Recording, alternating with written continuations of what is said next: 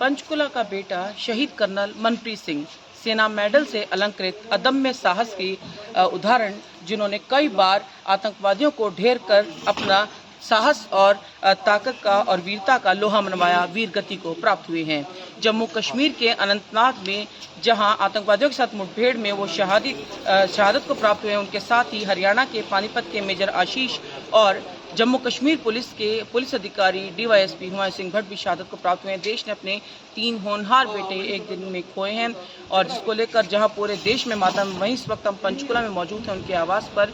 मैं चाहूँगी मेरे सहयोगी दिखाएं, ये उनका आवास है पंचकुला में, जहाँ पर उनकी पत्नी जगमीत ग्रेवाल अपने दोनों छोटे छोटे बच्चों के साथ और अपने जो माता पिता हैं उनके साथ यहाँ रहती हैं। पंचकुला के मोरनी के गांव मानना में गवर्नमेंट सीनियर सेकेंडरी स्कूल में बतौर लेक्चरर वो कार्यरत हैं।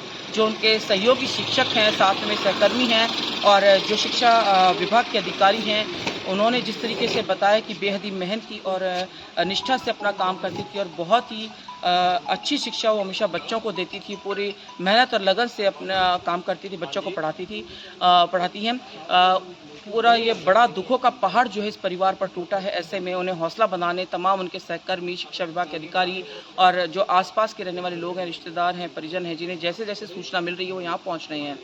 देर रात ही जैसे शहीद कर्नल मनप्रीत सिंह की जो शहादत की खबर सामने आई थी, लेकिन परिजनों ने कहीं ना कहीं उनकी पत्नी को ये बात नहीं बताई थी कि कहीं वो सदमे में ना चली जाए।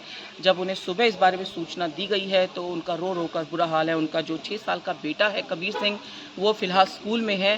स्कूल में उसे रखा जा रहा है ताकि उसे अब नहीं बताया जाए कि कितना बड़ा दुख जो है उसके जीवन में आया है। और जो बच्ची है उसकी तो क्या बताएं आपको कि 2.25 साल की मासूम बच्ची है वाणी ग्रेवाल, जो बच्ची अभी कुछ भी नहीं समझ सकती कि क्या हुआ है, ये क्या चल रहा है, ये कुछ समझने में असक्षम है।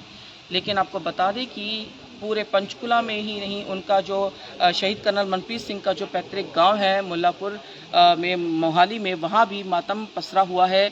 उनका जो पार्थिव शरीर है जो आज पहुंचना था किन्हीं मेडिकल फॉर्मेलिटीज़ की वजह से, जो कि अब कल पहुंचेगा, उसके बाद अंतिम दर्शन, अंतिम यात्रा के बाद उनके पैतृक गांव में ही उनका दाह संस्कार किया जाएगा। लेकिन हैरानी की बात यह है कि पंचकुला में जिला प्रशासनिक अधिकारी या जो यहाँ के नेता हैं वो यहाँ अब तक शोक संतप्त परिवार के बीच नहीं पहुँचे हैं या किसी भी तरह की उन्हें मदद का, सहयोग का आश्वासन देने के लिए।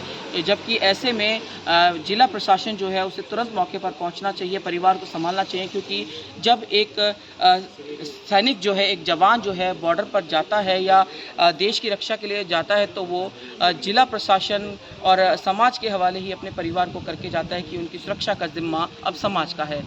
पंचकुला से मेरे सहयोगी विजय के साथ मैं उमंग शरान।